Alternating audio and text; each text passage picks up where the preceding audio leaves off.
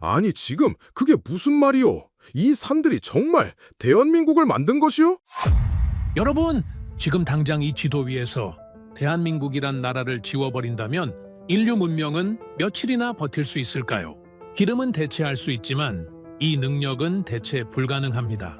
전 세계 유조선의 절반을 만들고 전 지구의 스마트폰에 뇌를 공급하며 사막 한가운데서 물을 창조해버린 나라.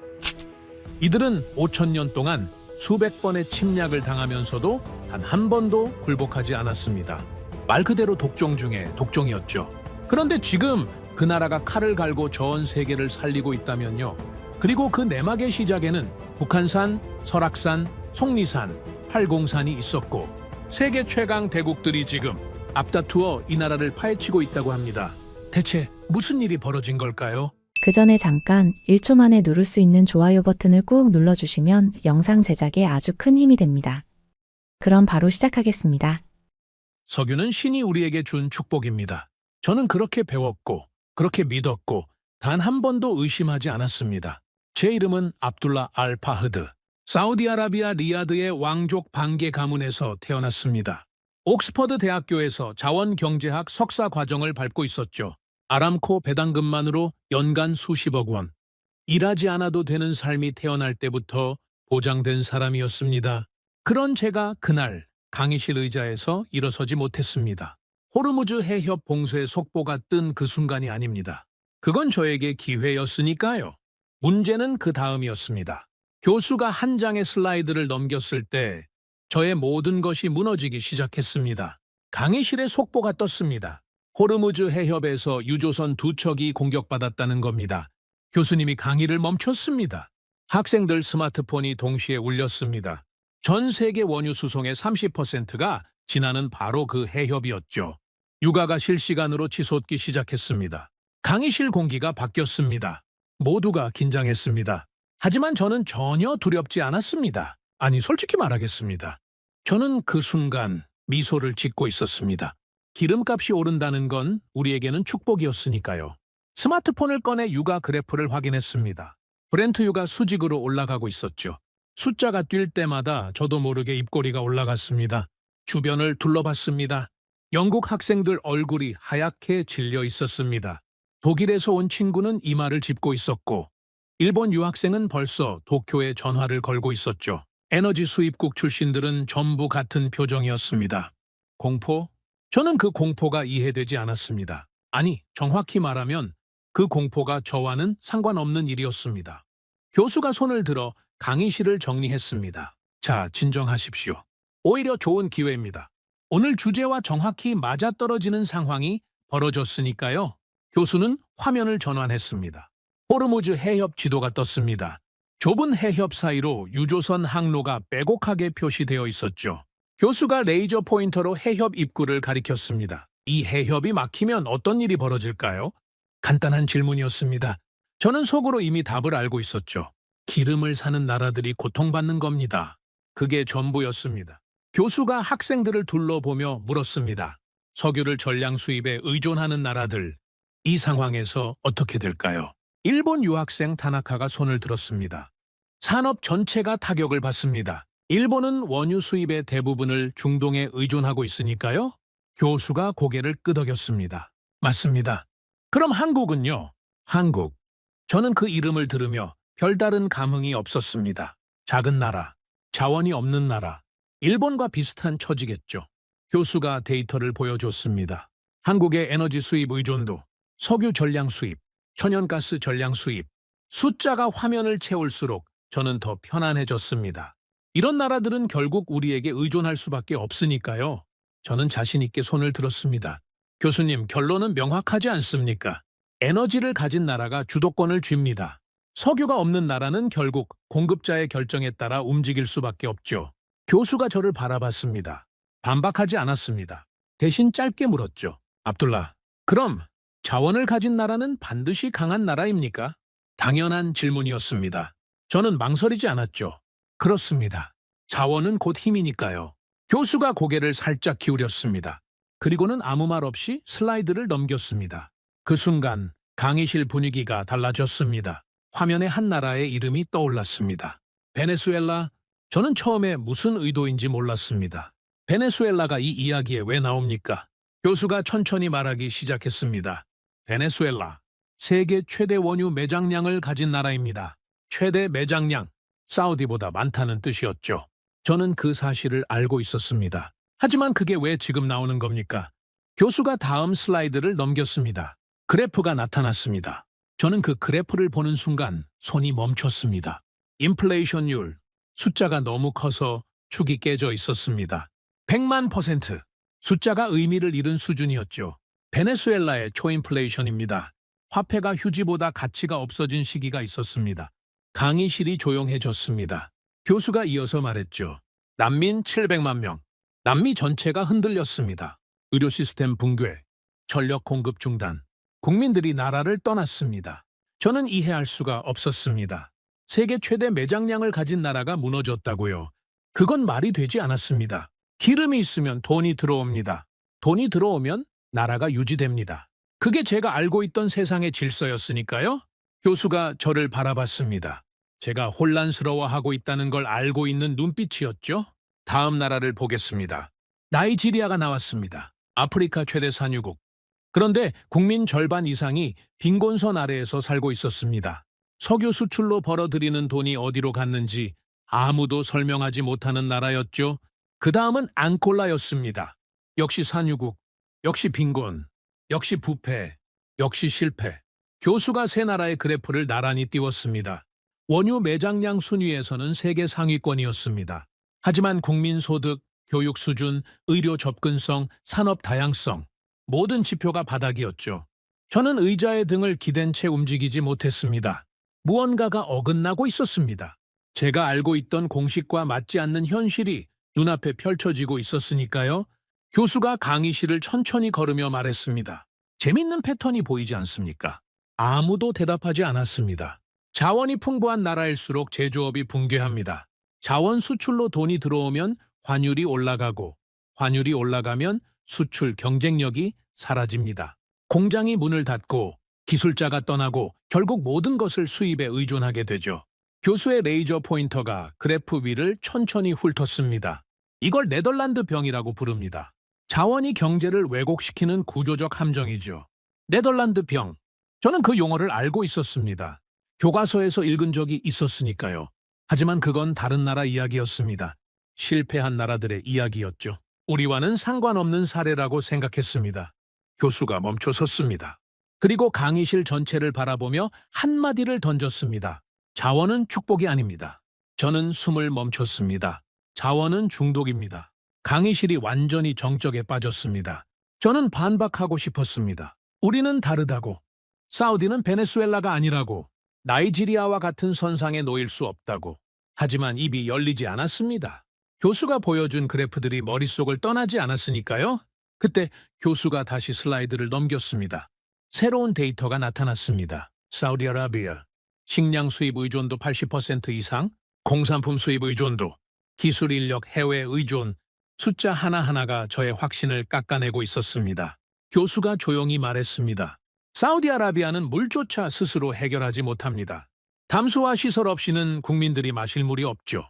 저는 무의식적으로 책상 위에 놓인 물병을 바라봤습니다. 그 물병이 갑자기 다르게 보였습니다.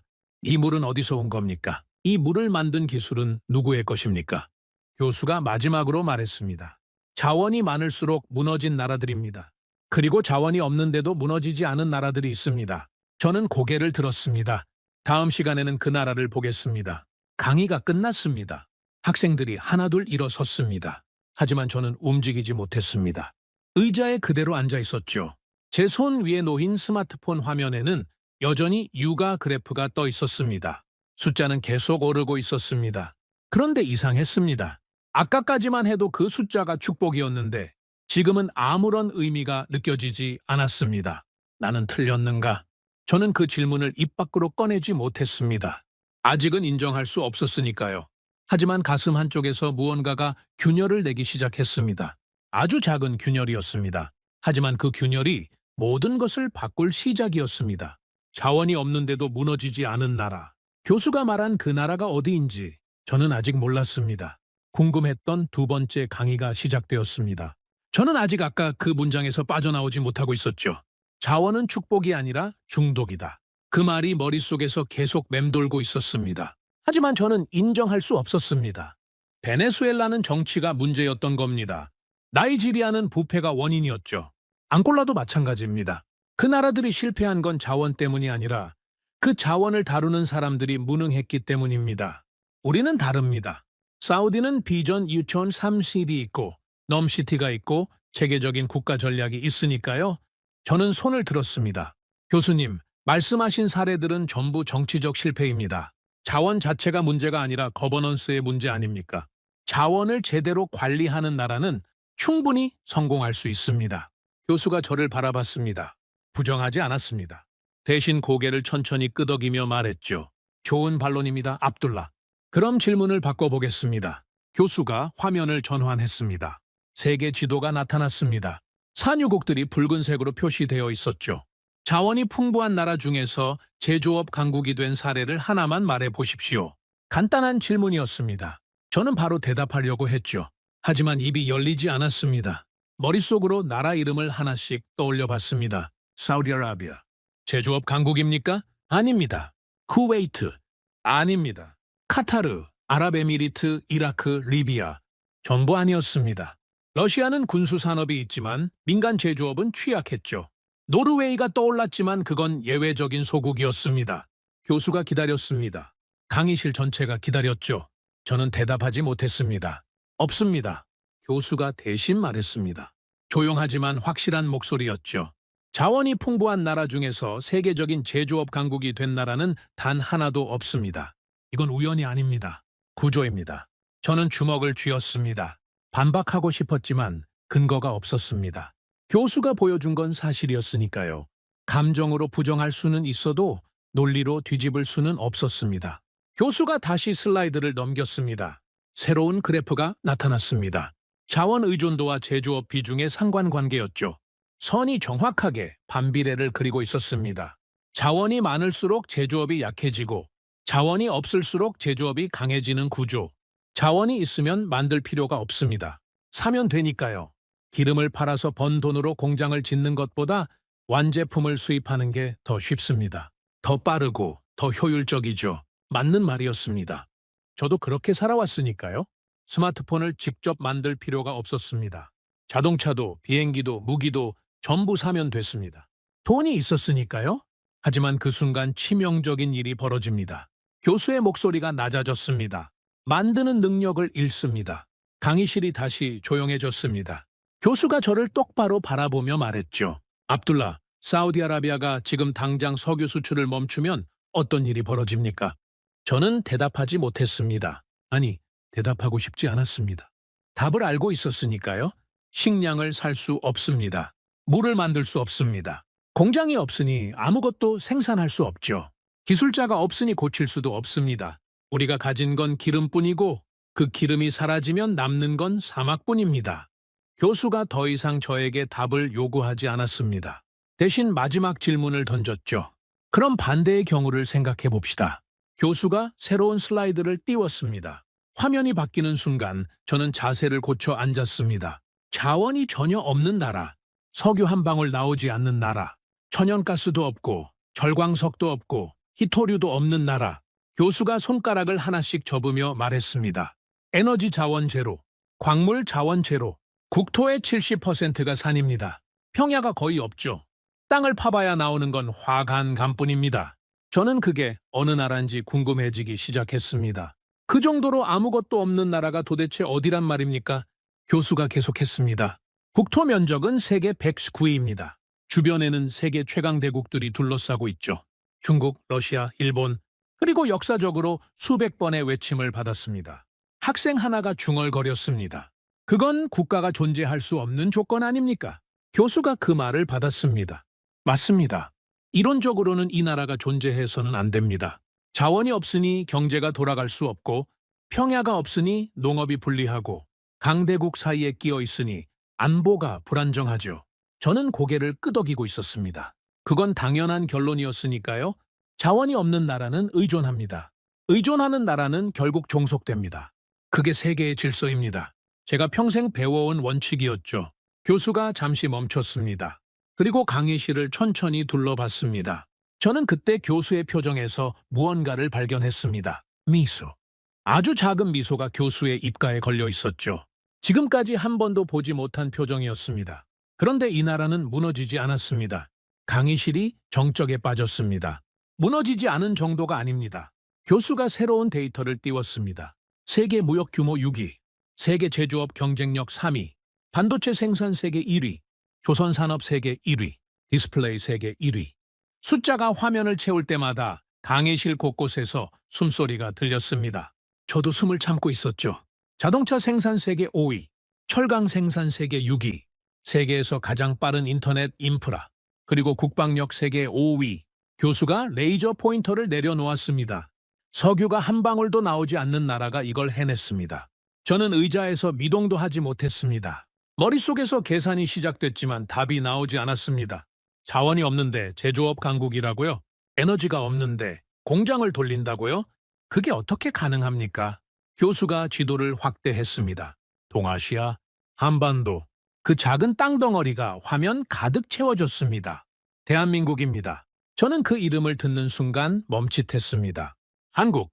아까 호르무즈 해협 이야기에서 잠깐 스쳐갔던 나라였죠.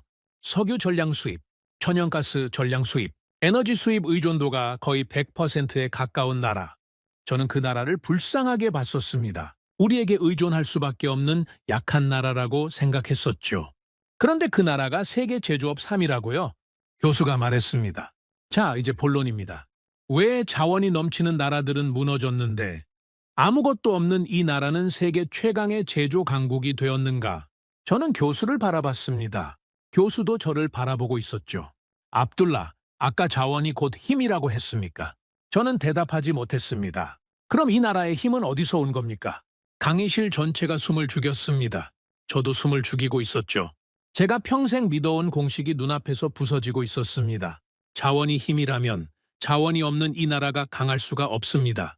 그런데 현실은 정반대였죠. 독일에서 온 학생이 손을 들었습니다. 교육 아닙니까? 한국은 교육열이 높기로 유명하죠. 교수가 고개를 저었습니다. 교육열이 높은 나라는 많습니다. 하지만 한국처럼 된 나라는 없죠. 일본 유학생 타나카가 말했습니다. 미국의 지원 아닙니까? 냉전 시기 안보 동맹의 결과 아닐까요? 교수가 다시 고개를 저었습니다. 미국의 지원을 받은 나라는 수십 개입니다. 필리핀도 받았고 태국도 받았고 파키스탄도 받았습니다.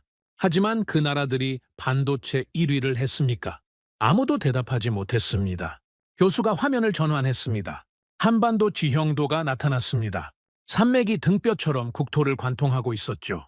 초록색이 아니었습니다. 거의 전부가 갈색이었습니다. 산, 또 산. 답은 여기에 있습니다. 교수가 지형도를 가리켰습니다. 이 땅 자체에 있습니다. 이 불가능한 조건 속에서 5,000년을 버텨온 사람들. 그 생존의 방식 자체가 답입니다. 저는 이해하지 못했습니다. 땅이 답이라니요? 아무것도 없는 땅이 어떻게 답이 됩니까? 하지만 교수의 눈빛은 확신에 차 있었습니다. 지금까지 데이터를 나열할 때와는 다른 눈빛이었죠. 무언가를 보여주려는 사람의 눈빛이었습니다. 다음 시간부터 본격적으로 들어가겠습니다. 이 땅에서 문명이 어떻게 시작되었고 어떻게 생존했으며 왜 지금의 대한민국이 만들어질 수밖에 없었는지 교수가 노트를 덮었습니다. 그 전에 한 가지만 기억하십시오. 교수가 마지막으로 저를 바라봤습니다. 이 나라 사람들은 환경을 탓하지 않았습니다. 환경을 바꾸지도 않았죠. 그들은 자기 자신을 바꿨습니다. 강의가 끝났습니다. 학생들이 하나둘 일어나 나가기 시작했습니다. 하지만 저는 또다시 움직이지 못했습니다. 아까와 같은 의자, 같은 자리. 하지만 저는 이미 아까의 저가 아니었죠. 스마트폰을 집어들었습니다. 육아 그래프는 여전히 올라가고 있었습니다. 하지만 이번에는 그 숫자가 눈에 들어오지 않았습니다. 대신 검색창을 열었습니다.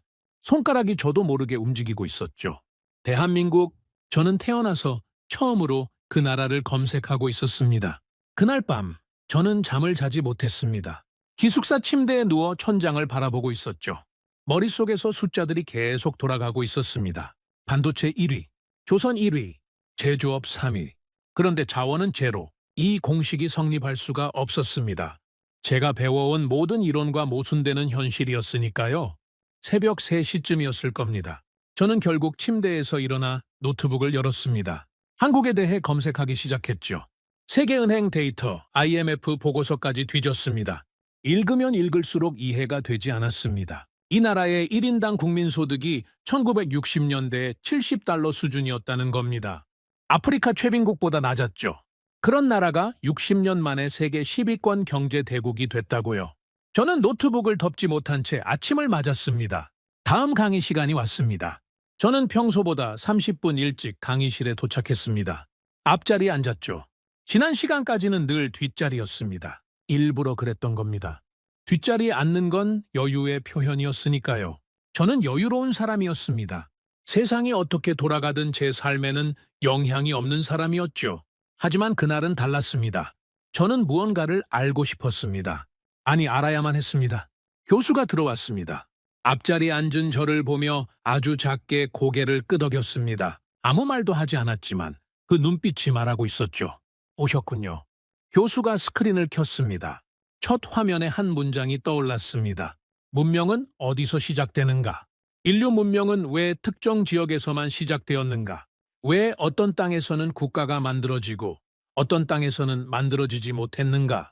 교수가 세계 지도를 띄웠습니다. 고대 문명 발상지가 표시되어 있었죠. 메소포타미아, 이집트, 인더스, 황하. 문명이 탄생한 곳에는 공통 조건이 있습니다. 넓은 평야, 큰 강, 안정된 기후. 이 세 가지가 갖춰진 곳에서 농업이 시작됐고, 인겨 식량이 생겼고, 분업이 가능해졌고, 국가가 탄생했습니다. 교수가 메소포타미아 평원 사진을 보여줬습니다. 끝이 보이지 않는 들판이었죠. 나일강 범람원도 띄웠습니다. 강이 규칙적으로 넘치면서 비옥한 토양을 만들어주는 축복의 땅이었습니다. 저는 완벽하게 이해했습니다. 우리 역사도 마찬가지였으니까요. 아라비아 반도의 고대 정착지도 오아시스와 물길을 따라 형성됐습니다. 자원이든 문명이든 결국 조건이 결정합니다. 환경이 가능성을 만들고 인간은 그 가능성 위에서 움직이는 것뿐이죠. 그게 제가 알고 있던 세계의 원리였습니다. 자, 그럼 이 조건을 한반도에 대입해 보겠습니다. 한반도 지형도가 나타났습니다. 교수가 지형도 위에 색을 입혔습니다. 산악지대가 짙은 갈색으로 물들었죠. 한반도 전체가 거의 갈색이었습니다. 평야라고 할 수 있는 초록색 영역은 서쪽 해안가에 좁게 붙어 있을 뿐이었습니다. 국토의 70%가 산지입니다. 교수가 메소포타미아와 한반도 지도를 나란히 띄웠습니다. 메소포타미아는 끝없는 평야, 한반도는 산이 뼈대처럼 관통하고 있었죠. 비교 자체가 민망한 수준이었습니다. 강은 있습니다. 한강, 낙동강, 금강. 하지만 나일강이나 유프라테스와는 비교가 되지 않죠. 짧고 유량 변동이 큽니다. 강수량의 60% 이상이 여름 석 달에 집중되기 때문에 범람과 가뭄이 반복됩니다. 사우디는 비가 안 오는 게 문제이지만 한반도는 비가 한꺼번에 쏟아지는 게 문제였던 겁니다. 어느 쪽이든 농사짓기엔 최악이었죠. 기후도 불리합니다. 겨울은 영하 10도에서 20도까지 떨어집니다. 그리고 결정적인 요소가 하나 더 있습니다. 교수가 새로운 이미지를 띄웠습니다. 회색빛 돌이었습니다. 한반도의 기반함은 대부분 화강감입니다. 토양이 얇죠. 땅을 파봐야 나오는 건 바위뿐입니다. 교수가 메소포타미아의 토양 단면도와 한반도의 토양 단면도를 비교했습니다. 메소포타미아는 두꺼운 충적토 위에 세워진 문명이었습니다. 한반도는 얇은 흙 아래에 바로 단단한 바위가 깔려 있었죠. 정리하겠습니다. 평야 부족, 큰 강 부족, 안정된 기후 분리, 토양 부족, 지하 자원 없음. 문명이 시작될 수 있는 조건이 단 하나도 충족되지 않는 땅입니다. 저는 손을 들었습니다. 교수님, 그러니까 한국이 성장한 건 외부 요인 덕분 아닙니까? 미국의 원조, 냉전 구조, 글로벌 무역 시스템. 환경 자체는 실패할 수밖에 없는 조건이니까요. 교수가 저를 바라보며 질문을 던졌습니다. 그럼 한 가지만 묻겠습니다. 이 조건에서 이 나라가 5,000년 동안 존속한 건 어떻게 설명하시겠습니까? 저는 멈칫했습니다. 미국 원조는 70년 전 일입니다. 글로벌 무역 시스템은 50년 전에 본격화됐죠. 그런데 이 나라는 그 전에 이미 수천 년을 버텼습니다.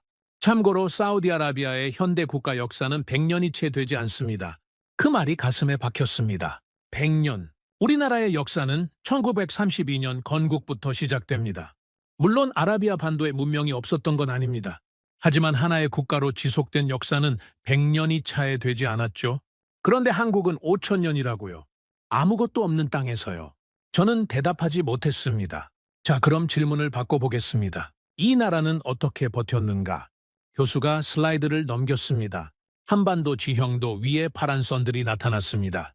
강과 하천이었죠. 먼저 이동의 문제입니다. 산이 70%면 도로를 내기 어렵습니다. 말과 수레로 물자를 옮기기도 힘들죠. 그래서 한국인들은 물길을 이용했습니다. 강과 해안을 따라 곡물을 운반하는 좋은 시스템을 구축했죠. 환경을 탓하지 않고 환경 안에서 답을 찾은 겁니다. 사우디에서는 상상할 수 없는 방식이었습니다. 우리는 불편하면 외국에서 기술을 사왔으니까요. 돈이면 해결되는 문제였습니다. 하지만 이 나라는 돈이 없었습니다. 살 수 있는 기술도 없었죠. 스스로 방법을 만들어야 했습니다. 두 번째는 식량입니다. 평야가 부족한 땅에서 쌀 농사를 선택했습니다. 쌀은 같은 면적에서 밀보다 훨씬 많은 열량을 생산하죠. 물만 확보되면 좁은 땅에서도 많은 사람을 먹일 수 있습니다. 비가 여름에만 집중되니까 저수지를 만들어 물을 모았죠. 삼국시대부터 이미 대규모 저수지 건설 기록이 남아 있습니다. 세 번째는 국가 시스템입니다. 환곡제도라고 합니다. 풍년에 곡식을 거둬들이고 흉년에 백성에게 나눠주는 구조였죠. 유럽의 봉건제가 수탈 구조였던 반면 한국은 중앙정부 차원의 식량 안보 시스템을 운영했습니다. 이건 단순한 복지가 아닙니다. 생존 인프라였죠. 저는 메모를 하고 있었습니다. 언제부터 시작했는지도 몰랐죠. 교수가 강의실을 걸으며 핵심을 짚었습니다. 한국인들은 환경을 바꾸지 않았습니다. 자기 자신을 바꿨습니다. 도로가 없으면 물길을 만들고 평야가 없으면 쌀을 심고 비가 안 오면 물을 모았습니다. 환경에 맞춰서 자기들의 방식을 완전히 재설계한 겁니다. 저는 이상한 감정을 느꼈습니다. 사우디에서는 사막에 도시를 짓고 바닷물을 민물로 바꾸고 에어컨으로 50도 더위를 이겼죠. 대단한 일처럼 보였습니다. 하지만 그건 전부 석유가 만든 돈의 힘이었습니다. 외국 기술을 사서 환경을 바꾼 겁니다. 우리가 직접 만든 건 아무것도 없었죠. 이 나라는 돈이 없었습니다. 그래서 스스로 방법을 만들었습니다. 아무것도 없는 상태에서요. 자, 이제 가장 흥미로운 부분입니다. 교수의 눈빛이 달라졌습니다. 강의 시작 이후 처음으로 흥분이 묻어나는 표정이었죠. 이 지형을 공격하는 입장에서 생각해 보십시오. 대규모 군대를 이끌고 이 땅에 들어왔다고 가정합시다. 독일 학생이 답했습니다. 보급이 문제가 됩니다. 산악 지형에서 대규모 보급은 거의 불가능하죠. 맞습니다. 산을 넘어야 하니까 보급선이 늘어납니다. 늘어진 보급선은 끊기기 쉽죠. 그리고 한국인들은 산 위에 성을 쌓았습니다. 산성이라고 합니다. 공격자는 아래에서 위로 올라가야 합니다. 무거운 장비를 끌고 경사면을 오르는 동안 위에서 공격을 받죠. 기병도 무력화됩니다. 산악 지형에서는 말이 제 속도를 낼 수 없습니다. 몽골의 기마 군단이 유라시아 대륙을 정복하면서도 한반도에서는 고전한 이유가 바로 이겁니다. 저는 숨을 멈추고 듣고 있었습니다. 세계 최강의 몽골 군대가 이 작은 반도에서 막혔다고요. 수백 번의 외침이 있었지만 한반도는 완전히 정복된 적이 없습니다. 침략자들은 들어올 수는 있었지만 유지할 수가 없었죠. 보급이 끊기고 게릴라에 시달리고 결국 철수하거나 협상할 수밖에 없었습니다. 교수가 잠시 멈췄습니다. 그리고 강의실 전체를 둘러보며 말했습니다. 이 땅은 그 위에 사는 사람들에게는 고통이었습니다. 농사짓기 어렵고 이동하기 힘들고 자원도 없는 땅이었으니까요. 하지만 밖에서 들어오는 자들에게는 더 큰 고통이었습니다. 교수가 마지막 문장을 말했습니다. 이 땅은 주민에게는 지옥이었지만 침략자에게는 더 큰 지옥이었습니다. 강의실이 완전한 정적에 빠졌습니다. 저는 등에 소름이 돋는 걸 느꼈습니다. 머릿속에서 무언가가 연결되기 시작했습니다. 아무것도 없는 땅, 불가능한 조건, 하지만 무너지지 않은 나라, 아니 무너지지 않은 정도가 아니었죠. 그 불가능한 조건 위에서 세계 최강의 제조업 국가를 만들어낸 사람들, 자원이 힘이라고 믿었습니다. 조건이 결과를 결정한다고 배웠죠. 좋은 환경이 좋은 국가를 만든다고 확신했습니다. 그런데 눈앞에는 정반대의 증거가 있었습니다. 최악의 조건에서 최강의 결과를 만들어낸 나라. 제 공식이 완전히 틀렸다는 증거가요. 노트를 내려다봤습니다. 빼곡한 메모들 사이에서 제가 무의식적으로 적어놓은 한 문장이 눈에 들어왔습니다. 이건 불가능이다. 그런데 존재한다. 손이 떨리고 있었습니다. 제가 평생 서 있던 땅이 흔들리고 있다는 걸 느꼈습니다. 석유라는 반석 위에 올라서 있다고 믿었는데 그 반석 아래에 아무것도 없을 수 있다는 생각이 처음으로 들었습니다. 하지만 한 가지 질문이 남아 있었습니다. 5천 년 동안 버텨온 그 능력이 현대에 와서 어떻게 작동한 겁니까? 아무것도 없던 나라가 어떻게 반도체 1위, 조선 1위, 제조업 강국이 된 겁니까? 저는 교수의 다음 말을 기다리고 있었습니다. 아니, 기다리는 수준이 아니었죠. 갈망하고 있었습니다. 태어나서 처음으로 누군가의 강의를 이렇게 간절하게 듣고 싶었습니다. 교수가 물을 한 모금 마시고 다시 화면 앞에 섰습니다. 저는 의자 끝에 걸터 앉아 있었죠. 언제부터 그랬는지 모르겠습니다. 몸이 저도 모르게 앞으로 기울어져 있었습니다. 자, 지금까지 한반도의 조건을 봤습니다. 자원 없음, 평야 부족, 기후 분리, 토양 척박, 그리고 수백 번의 외침. 이 조건에서 사라지지 않고 5천 년을 버텼다는 것까지 확인했죠. 교수가 잠시 강의실을 둘러봤습니다. 그런데 여기서 한 가지 의문이 남습니다. 교수가 저를 바라봤습니다. 마치 제 머릿속을 읽은 것처럼 정확한 타이밍이었죠. 버티는 것과 강해지는 것은 다릅니다. 생존하는 것과 세계 최강의 제조업 국가가 되는 것은 완전히 다른 이야기죠. 어떻게 된 겁니까? 그게 바로 제가 알고 싶었던 질문이었습니다. 5천 년 동안 버텨온 건 인정하겠습니다. 대단한 일이죠. 하지만 버티는 것과 세계 경제를 움직이는 건 차원이 다른 문제입니다. 교수가 새로운 슬라이드를 띄웠습니다. 1960년대 한국의 흑백 사진이었습니다. 비포장도로 위에 초가집들이 늘어서 있었죠. 맨발의 아이들이 흙바닥에 앉아 있었습니다. 1961년 대한민국의 1인당 국민소득은 $82였습니다. 교수가 비교 데이터를 띄웠습니다. 같은 해 가나는 $179, 필리핀은 $200, 이집트는 $155. 한국은 아프리카 최빈국들보다 가난했습니다. 저는 그 숫자를 보며 머릿속으로 계산했습니다. $82.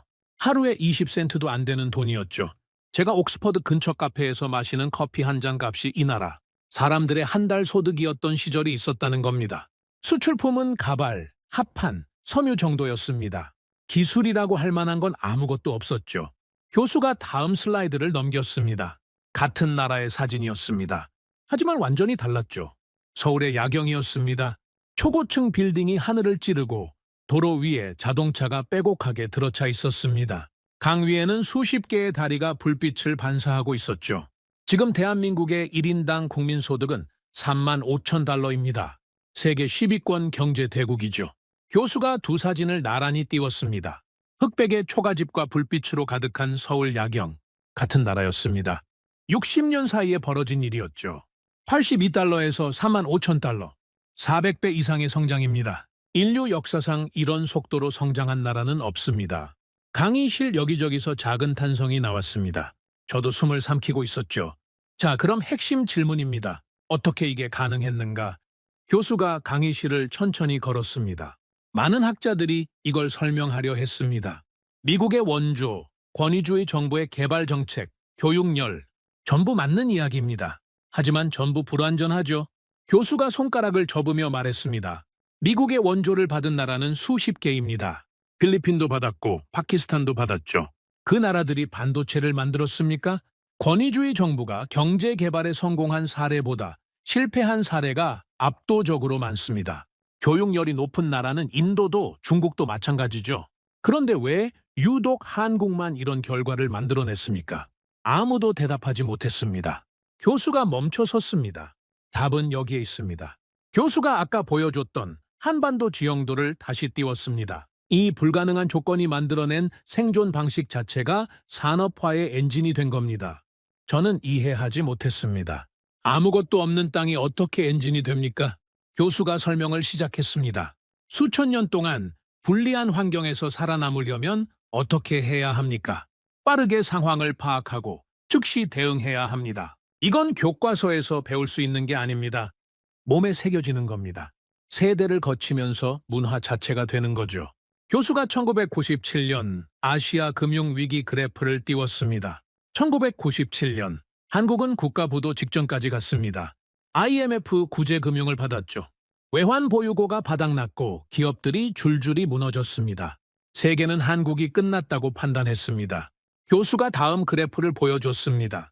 3년 만에 회복했습니다. 구제금융을 세계에서 가장 빨리 상환한 나라가 됐죠. 교수가 잠시 말을 멈췄습니다. 그리고 목소리를 낮춰서 말했죠. 그런데 여기서 놀라운 일이 벌어졌습니다. 국민들이 자발적으로 금을 모았습니다. 강의실이 술렁였습니다. 금반지, 금목걸이, 결혼예물, 돌반지까지 가정에서 간직하고 있던 금을 국가에 내놓은 겁니다. 줄이 은행 문 밖까지 이어졌습니다.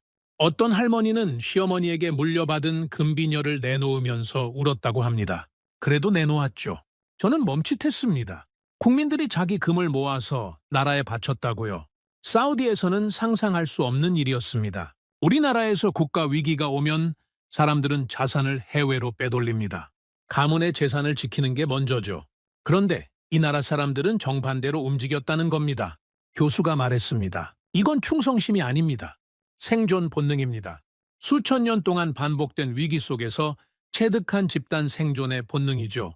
나라가 무너지면 개인도 무너진다는 걸 뼛속까지 알고 있는 겁니다. 이 땅에서는 혼자 살아남는 게 불가능하다는 걸 역사가 가르쳤으니까요. 저는 고개를 숙이고 생각에 잠겼습니다. 사우디에서 같은 일이 벌어진다면 어떻게 될까? 왕족들은 개인 자산을 내놓을까? 국민들은 줄을 서서 금을 바칠까? 저는 솔직히 그 그림이 그려지지 않았습니다. 교수가 이어서 말했습니다. 위기 대응만이 아닙니다. 더 근본적인 게 있죠. 교수가 한국 제조업 구조를 설명하기 시작했습니다. 한국 경제의 핵심을 보십시오. 원자재를 수입해서 완제품을 만들어 수출하는 구조입니다. 이건 매우 불리한 구조죠. 원자재를 사야 하니까 원가가 높습니다. 그런데도 세계 시장에서 경쟁력을 유지한다는 건 그 사이의 과정에서 극한의 효율을 뽑아내고 있다는 뜻입니다. 교수가 조선 산업을 예로 들었습니다. 세계 최대의 선박을 짓는 나라가 한국입니다. 철광석이 한 톨도 안 나오는 나라에서요. 철광석을 호주에서 사오고 기름을 중동에서 사오고 그걸 가공해서 세계에서 가장 크고 정밀한 배를 만듭니다. 원자재 비용을 전부 외부에 지불하면서도 가격, 경쟁력을 유지한다는 건 생산 과정의 효율이 상상을 초월한다는 뜻이죠. 저는 듣고 있으면서 한 가지 사실을 깨달았습니다. 그 배들이 실어 나르는 것 중 하나가 사우디의 석유라는 걸요. 우리가 파낸 기름을 한국이 만든 바에가 운반하고 있었습니다. 기름은 우리 것이었지만 그 기름을 세계로 보내는 수단은 한국 것이었죠. 우리는 기름을 팔기 위해서도 한국이 필요했던 겁니다.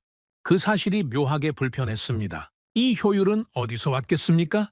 교수가 다시 한반도 지형도를 가리켰습니다. 자원이 없으면 낭비가 곧 죽음입니다. 한 톨의 쌀, 한 방울의 물도 아껴야 살아남을 수 있었죠. 수천 년 동안 이 습관이 문화로 굳어진 겁니다. 현대에 와서 그게 제조 공정의 효율로 전환된 거죠. 교수가 말을 이었습니다. 그리고 가장 무서운 능력이 하나 더 있습니다. 교수의 목소리가 한 톤 올라갔습니다. 기술을 자기 것으로 만드는 능력입니다. 교수가 반도체 산업의 역사를 보여줬습니다. 1980년대 초 한국은 반도체 불모지였습니다. 기술도 없고 경험도 없고 자본도 부족했죠. 일본이 세계 반도체 시장을 지배하고 있었습니다. 미국조차 일본에 밀리고 있었죠. 교수가 다음 슬라이드를 넘겼습니다. 삼성이라는 회사가 반도체에 뛰어들었습니다. 모두가 미쳤다고 했죠. 기술이 없으니 처음에는 외국에서 배워왔습니다. 하지만 핵심은 그 다음입니다. 교수가 강조했습니다. 배워온 기술을 분해했습니다. 하나하나 뜯어봤죠. 왜 이렇게 설계했는지, 어디를 바꾸면 더 나아지는지, 한계는 어디인지, 그리고 자기 것으로 재조립했습니다. 원래 만든 나라가 생각하지 못한 방식으로요. 교수가 그래프를 보여줬습니다. 반도체 시장 점유율 변화였습니다. 일본이 지배하던 시장을 한국이 역전하는 곡선이 선명하게 그려져 있었죠. 10년 만에 일본을 추월했습니다. 20년 만에 세계 1위가 됐죠. 지금은 전 세계 메모리 반도체의 60% 이상을 한국이 생산합니다. 저는 주머니 속 스마트폰을 무의식적으로 만졌습니다. 이건 단순한 추격이 아닙니다. 기술을 가져와서 자기 것으로 만들고 원래 만든 나라를 넘어서 버린 겁니다. 교수가 다시 한반도 지형도를 가리켰습니다. 수천 년 동안 외부에서 기술과 문화가 들어왔습니다. 중국에서, 일본에서. 하지만 한국인들은 그걸 그대로 쓰지 않았습니다. 자기 환경에 맞게 변형했죠. 중국의 문자 체계를 가져왔지만 결국 자기만의 문자를 만들었습니다. 한글이라고 합니다. 세계에서 가장 과학적인 문자 체계로 평가받죠. 교수가 강의실을 한 바퀴 돌며 말했습니다. 이 모든 능력은 교과서에서 배운 게 아닙니다. 수천 년 동안 불가능한 땅에서 살아남으면서 몸에 새겨진 겁니다. 위기가 오면 즉시 대응하는 본능, 자원이 없으니 한 방울도 낭비하지 않는 습관, 외부에서 들어온 것을 자기 것으로 바꿔버리는 능력, 이 세 가지가 현대 산업화 시대를 만나면서 폭발한 겁니다. 교수가 마지막으로 정리했습니다. 좋은 조건에서 성장한 게 아닙니다. 최악의 조건이 최강의 능력을 만든 겁니다. 저는 등을 의자에 기대고 눈을 감았습니다. 머릿속에서 제가 알고 있던 세계의 구조가 재편되고 있었습니다. 자원이 힘이라고 믿었습니다. 기름이 있으면 모든 걸 살 수 있다고 확신했죠. 하지만 이 나라는 아무것도 사지 않고 직접 만들어냈습니다. 아니, 정확히 말하면 살 수 없었기 때문에 만들 수밖에 없었던 겁니다. 그리고 그 만드는 능력이 결국 사는 능력을 이겼습니다. 사우디는 기름을 팔아서 모든 걸 삽니다. 한국은 아무것도 없는 상태에서 모든 걸 만들죠. 기름이 떨어지면 사우디는 아무것도 살 수 없게 됩니다. 하지만 한국은 기름이 없어도 다른 방법을 찾아낼 겁니다. 수천 년 동안 그래왔으니까요. 저는 강의실을 나서면서 창밖을 바라봤습니다. 옥스퍼드의 오래된 석조 건물 사이로 차들이 지나가고 있었죠. 저 차들의 부품 중에 한국산이 얼마나 있을까? 이 건물의 시스템 어딘가에 한국 기술이 들어가 있지는 않을까? 어제까지는 한 번도 하지 않았던 생각이었습니다. 주머니에서 스마트폰을 꺼냈습니다. 화면을 켜고 제조사를 확인했습니다. 삼성이었습니다. 아라비아 반도에서 가장 많이 팔리는 스마트폰이었죠. 저는 이 폰을 3년 동안 쓰면서 한 번도 이걸 만든 나라에 대해 생각해 본 적이 없었습니다. 그냥 좋은 제품이니까 샀을 뿐이죠. 그런데 이제는 달랐습니다. 이 작은 기계 안에 자원 하나 없는 나라의 5,000년 생존 본능이 압축되어 있다는 걸 알아버렸으니까요. 그날 저녁, 저는 기숙사로 돌아가지 않았습니다. 도서관으로 향했죠. 옥스퍼드 보들리온 도서관 3층 구석자리에 앉아 노트북을 펼쳤습니다. 한국 경제에 대한 논문을 찾기 시작했죠. 하나를 읽으면 10개의 질문이 생겼고 10개의 질문을 쫓다 보면 새벽이 됐습니다. 읽으면 읽을수록 머릿속이 복잡해졌습니다. 이 나라가 만들어내는 것들의 범위가 제가 상상했던 것보다 훨씬 넓었으니까요. 다음 강의 시간, 교수가 들어오자마자 화면을 켰습니다. 세계 지도 위에 붉은 선들이 거미줄처럼 퍼져 있었죠. 오늘은 구체적으로 들어가겠습니다. 한국이 만들어낸 것들이 지금 이 순간 세계에서 어떻게 작동하고 있는지. 교수가 지도 위에 붉은 선 하나를 가리켰습니다. 페르시아만에서 출발해 인도양을 지나 동아시아로 향하는 선이었죠. 이 항로를 따라 매일 수백만 배럴의 원유가 이동합니다. 그 원유를 실어 나르는 배의 절반 이상이 한국에서 만들어진 겁니다. 교수가 이어서 말했습니다. 단순한 유조선만이 아닙니다. 액화천연가스 운반선이라고 들어보셨습니까? 영하 163도로 냉각된 천연가스를 바다 건너 운반하는 배입니다. 이 배를 만들 수 있는 나라가 세계에 몇 개 되지 않습니다. 그 중에서도 한국이 세계 물량의 70% 이상을 건조하고 있죠. 저는 멈칫했습니다. 사우디도 천연가스를 수출합니다. 그 가스를 실어 나르는 배를 한국이 만든다고요? 이 배는 기술적으로 극도로 까다롭습니다. 영하 163도에서 가스가 새지 않아야 합니다. 온도 변화에 따라 금속이 수축하고 팽창하는데 그 미세한 변화까지 제어해야 하죠. 이 기술을 완벽하게 구현하는 나라가 한국입니다. 저는 가만히 계산하고 있었습니다. 사우디의 석유를 운반하는 배도 한국산, 천연가스를 운반하는 배도 한국산. 우리는 에너지를 팔아서 돈을 법니다. 하지만 그 에너지를 세계로 보내려면 한국이 만든 배가 필요했던 겁니다. 우리는 기름을 팔기 위해서도 한국이 필요했죠. 교수가 다음 주제로 넘어갔습니다. 화면에 거대한 건설 현장이 나타났습니다. 사막 한가운데 솟아오르는 초고층 건물이었죠. 저는 화면을 보는 순간 익숙한 풍경을 발견했습니다. 리야드였습니다.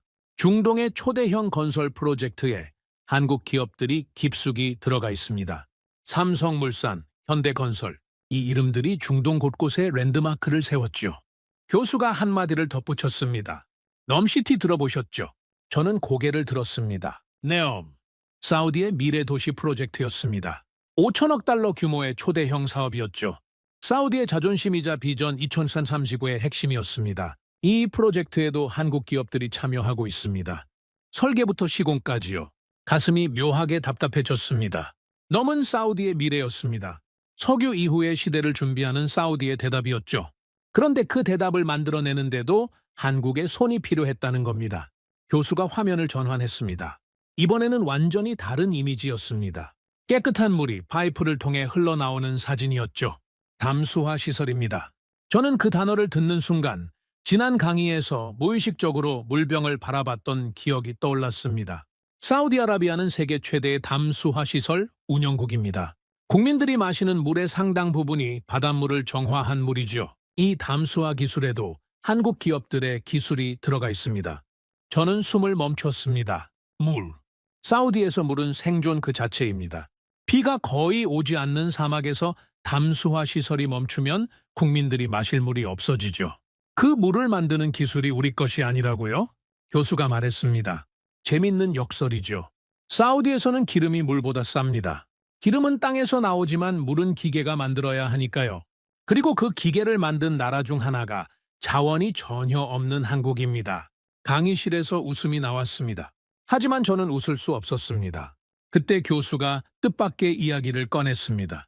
그런데 이 물 이야기에서 흥미로운 역설이 하나 더 있습니다. 교수가 다시 한반도 지형도를 띄웠습니다. 아까 보여줬던 그 갈색 산투성이 지도였죠. 아까 한반도의 기반함이 화간감이라고 했습니다. 농업에는 최악의 조건이었죠. 토양이 얇으니까요. 하지만 이 화간감이 한 가지 선물을 줬습니다. 교수가 물 흐름 이미지를 띄웠습니다. 산에서 내려온 빗물이 안반 사이를 통과하는 단면도였죠. 화간감은 성분 자체가 물에 잘 녹지 않습니다. 화간감이 풍화되면서 만들어진 모래층은 물을 통과시키면서 자연적으로 정화하는 필터 역할을 합니다. 교수가 사진 하나를 보여줬습니다. 한국의 산속 계곡이었습니다.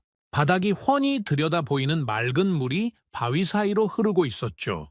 저는 사막에서 태어난 사람입니다. 저런 물을 본 적이 없었습니다. 땅에서 저렇게 깨끗한 물이 그냥 흘러나온다고요. 그래서 한반도는 지형상 맑은 지하수나 하천에서 식수를 구하는 것이 그렇게 어렵지 않았습니다. 교수가 잠시 멈췄다가 덧붙였습니다. 한국에는 금수강산이라는 말이 있습니다. 비단금의 순호홀수, 아름다운 강과 산이라는 뜻이죠. 단순한 수사가 아니었습니다. 이 척박한 땅이 유일하게 풍족하게 내어준 것이 맑은 물이었으니까요. 저는 묘한 감정에 빠졌습니다. 사우디는 세계에서 가장 많은 기름을 가지고 있지만 물이 없어서 기계로 만들어야 합니다. 한국은 기름이 한 방울도 없지만 땅이 알아서 물을 걸러줬던 겁니다. 기름은 돈이 됩니다. 하지만 물은 생명이죠. 이 땅은 돈이 되는 건 아무것도 주지 않았지만 살아가는데 가장 필요한 건 내어줬던 겁니다.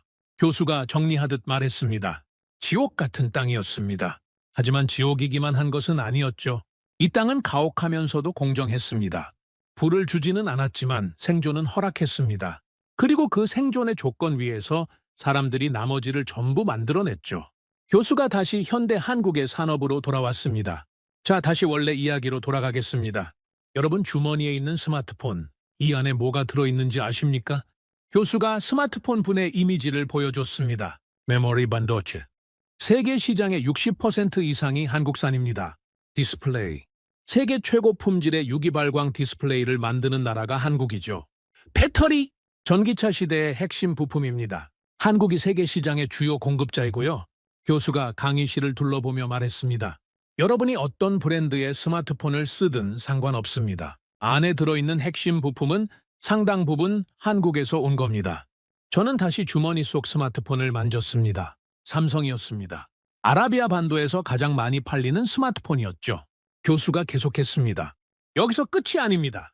한국은 원자력 발전소도 수출합니다. 아랍에미리트에 원전을 지었죠. 저는 눈이 커졌습니다. 아랍에미리트, 바로 우리 옆 나라 아닙니까? 같은 걸프 국가가 에너지 다변화를 위해 원전을 도입하는데 그 원전을 짓는 나라가 한국이라고요. 석유 없는 나라가 석유 있는 나라에 에너지 기술을 수출하고 있었습니다. 교수가 데이터를 정리하며 말했습니다. 메모리 반도체 1위, 조선 1위, 유기발광 디스플레이 1위, 2차 전지 최상위, 자동차 5위, 철강 6위, 원자력 발전소 수출, 방위산업 급성장. 교수가 목록을 내려놓았습니다. 자원이 단 하나도 나오지 않는 나라가 이 모든 것을 만들어내고 있습니다. 교수의 목소리가 낮아졌습니다. 그리고 이건 제가 특별히 강조하고 싶은 부분입니다. 이 나라가 만드는 것들의 특징을 보십시오. 반도체, 배, 디스플레이, 배터리, 원전, 전부 고난도 기술 집약 산업입니다. 돈만 있으면 할 수 있는 분야가 아닙니다. 수십 년의 기술 축적과 숙련된 인력, 정밀한 공정 관리가 필요하죠. 교수가 저를 바라봤습니다. 돈으로 살 수 없는 것들입니다. 그 한마디가 가슴 한가운데를 관통했습니다. 돈으로 살 수 없는 것. 저는 태어나서 한 번도 그런 것이 있다고 생각해 본 적이 없었습니다. 최고의 학교, 최고의 차, 최고의 집, 전부 돈으로 해결했습니다. 하지만 만들어내는 능력은 수표 한 장으로 구매할 수 있는 것이 아니었습니다. 교수가 마무리를 시작했습니다. 한국이 만든 바에 없이는 석유를 운반할 수 없습니다. 한국이 만든 반도체 없이는 스마트폰이 작동하지 않죠. 한국이 만든 디스플레이 없이는 화면을 볼 수 없습니다. 아무것도 가지지 못한 나라가 세상이 없으면 안 되는 것들을 만들어내고 있습니다. 저는 노트 위에 연필을 놓았습니다. 더 이상 메모할 수가 없었습니다. 머릿속에서 제 일상이 하나씩 분해되고 있었죠. 아침에 켜는 스마트폰, 한국산 반도체와 디스플레이, 거리에서 지나치는 전기차, 한국산 배터리, 리야드 시내의 빌딩들, 우리 집에서 나오는 수돗물, 전부였습니다. 제 일상의 모든 곳에 한국이 있었습니다. 기름 위에 서 있다고 믿었습니다. 하지만 그 기름 위에 세워진 모든 것들이 다른 누군가의 손으로 만들어진 거였죠. 한 가지 질문이 머릿속에서 떠나지 않았습니다. 만약 한국이라는 나라가 내일 사라진다면 세계는 어떻게 될까? 반도체가 멈추고 배가 멈추고 디스플레이가 사라지면 세계가 멈추는 겁니다. 그런데 만약 사우디가 내일 사라진다면 기름이 멈춥니다. 하지만 세계는 다른 곳에서 기름을 찾을 겁니다. 러시아에서, 미국에서, 캐나다에서 대체할 수 있는 겁니다. 한국이 만드는 것은 대체할 수 없습니다. 하지만 사우디가 파는 것은 대체할 수 있죠. 그 차이가 저를 무너뜨리고 있었습니다. 강의가 끝나고 며칠이 지났습니다. 하지만 저는 평소에 저로 돌아가지 못했습니다. 예전에는 강의가 끝나면 카페에 앉아 커피를 마시거나 런던에 올라가 쇼핑을 했죠. 리야드의 친구들과 영상 통화를 하며 웃고 떠들었습니다. 그런데 그 모든 것이 갑자기 의미 없게 느껴졌습니다. 저는 도서관에 틀어박혀 있었습니다.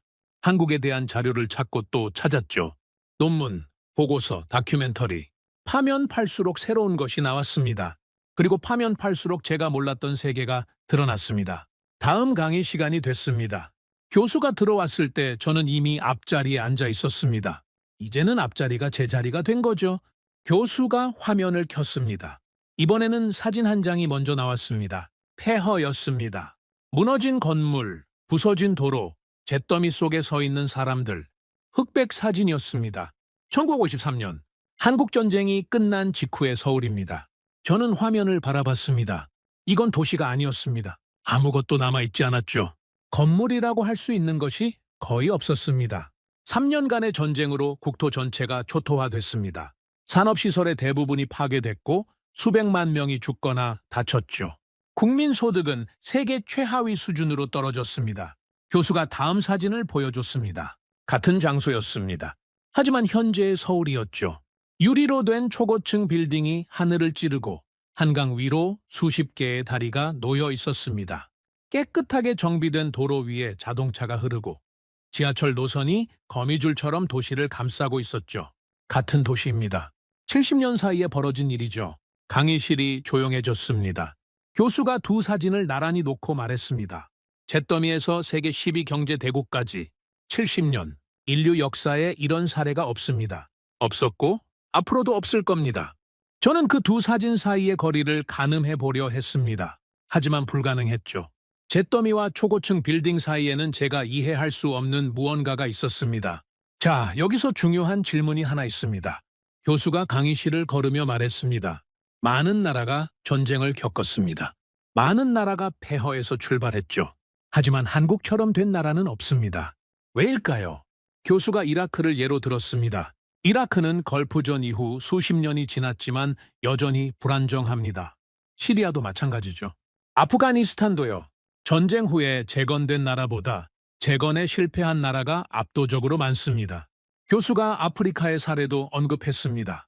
내전 후 복구에 실패한 나라들, 국제 원조를 받고도 자립하지 못한 나라들, 수십 년째 같은 자리에 머물러 있는 나라들, 원조는 건물을 세워줄 수 있습니다.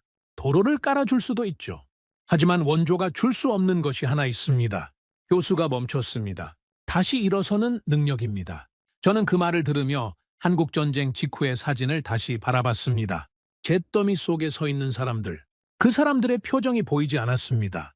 흑백 사진이라 세부가 흐렸죠. 하지만 저는 상상할 수 있었습니다. 모든 것을 잃은 사람들의 얼굴을요. 그런데 그 사람들이 다시 일어서